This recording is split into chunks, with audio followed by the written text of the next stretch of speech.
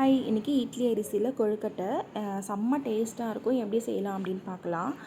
First ஒரு tumbler அளவுக்கு இட்லி அரிசி எடுத்து 4 மணி நேரம் ஊற வச்சு மிக்ஸி ஜார்லேயே போட்டு நல்லா நைஸாக அரைச்சி எடுத்துக்கோங்க. தண்ணி ஊற்றி நல்லா நைஸாக அரைச்சிட்டு இந்த அளவுக்கு தண்ணி ஊற்றி நல்லா கரைச்சி வச்சுக்கோங்க. நெக்ஸ்ட்டு ஒரு கை அளவுக்கு பாசிப்பருப்பு, அப்புறம் வெள்ளை எள்ளு, அப்புறம் தேங்காய் வந்து துருவி வச்சுக்கோங்க. நெக்ஸ்ட்டு ஒரு பேனில் பாசிப்பருப்பு வந்து போட்டு ஒரு வாசனை வரும்ல, ஸ்மெல் வந்ததுக்கப்புறம் அதை தனியாக வச்சுக்கோங்க. அப்புறம் வெள்ளை எள்ளு அதுவும் போட்டு வெடியில் அது கிளம்பி தனியாக வச்சுக்கோங்க. நெக்ஸ்ட்டு ஸ்டவ் ஆஃப் பண்ணிவிட்டு அதே ஹீட்லேயே இந்த தேங்காவையும் போட்டு ஒரு ஹீட் பண்ணிவிட்டு தனியாக எடுத்து வச்சுக்கோங்க. நெக்ஸ்ட்டு அதே இதில் ஒரு கொஞ்சமாக தண்ணி ஆட் பண்ணிவிட்டு வெல்லம் வந்து போட்டுக்கோங்க.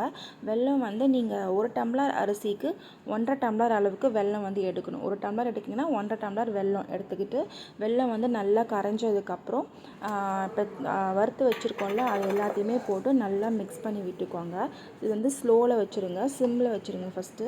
நெக்ஸ்ட்டு ஒரு ஸ்பூன் அளவுக்கு நெய் ஆட் பண்ணிக்கோங்க. இப்போ கரைச்சி வச்சுருக்க மாவையும் வந்து ஊற்றி நல்லா கிண்டி விட்டுகிட்டே இருக்கணும். கிண்டி விடக்கலனா அடி பிடிக்க ஆரம்பிச்சிரும். நீங்கள் தண்ணியாக கரைச்சதுனால மாவு வந்து இதிலே நல்லா வெந்து வந்துடும். இது அடிக்கடி கிண்டி விட்டுகிட்டே இருங்க. நீங்கள் நான்ஸ்டிக் தவா வச்சுருந்தீங்கன்னா அதில் வந்து செஞ்சிங்கன்னா இந்த மாவுலாம் வந்து எதுவுமே ஒட்டாமல் நல்லா பால் மாதிரி வந்துடும். உங்களுக்கு பிடிக்கிறதுக்கும் நல்லா ஈஸியாக இருக்கும். நெக்ஸ்ட்டு ஒரு கொஞ்சமாக நெய் தொட்டு இந்த மாதிரி பிடிச்சி வச்சுக்கோங்க.